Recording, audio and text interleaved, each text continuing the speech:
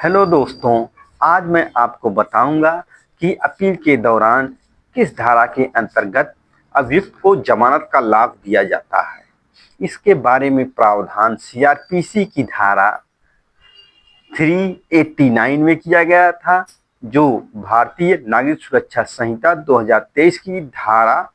430 में समाहित किया गया है, जिसमें बताया गया है कि अपील न्यायालय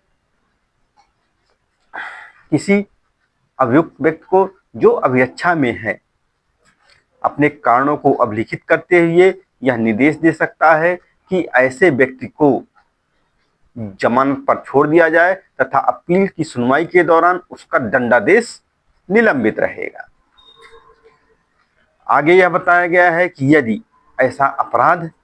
जिसमें सजा 10 वर्ष, मृत्यु या आजीवन कारावास है या 10 वर्ष से ज़्यादा है, तो ऐसे मामलों में लोक अभियोजक को सुने बिना व्यक्ति को जमानत नहीं दिया जाएगा। इस धारा के प्रावधान माननीय उच्च न्यायालय पर भी लागू होते हैं यदि वह अपील न्यायालय के रूप में कार्य कर रहा है। आगे यह बताया गया है कि दोषसिद्ध न्यायालय कब जमानत दे सकता है। इसमें बताया गया है कि यदि किसी व्यक्ति को किसी न्यायालय द्वारा दोष सिद्ध किया जाता है और दोषसिद्ध व्यक्ति द्वारा यह दर्शित किया जाता है कि वह अपील करने के लिए जमानत चाहता है, तब आगे बताई गई परिस्थितियों में इसे जमानत पर छोड़ दिया जाएगा। परिस्थितियां हैं, पहली परिस्थिति है कि उसे 3 वर्ष तक के कारावास का दंडादेश दिया गया है और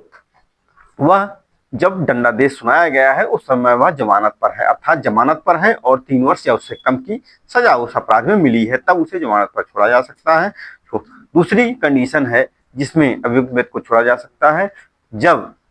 किसी जमानती अपराध के संबंध में उसे दोष सिद्ध किया गया है और उस जमानती अपराध के संबंध में वह जेल में नहीं है बल्कि वह जमानत का लाभ ले रहा है। तो इन दो परिस्थितियों में उसे जमानत पर छोड़ दिया जाएगा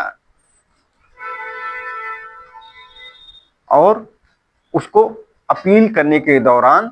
अपील करने के लिए समय दे दिया जाएगा ताकि वह अपील कर सके और अपील न्यायालय से पुनः वह जमानत प्राप्त कर सके। धन्यवाद आपको।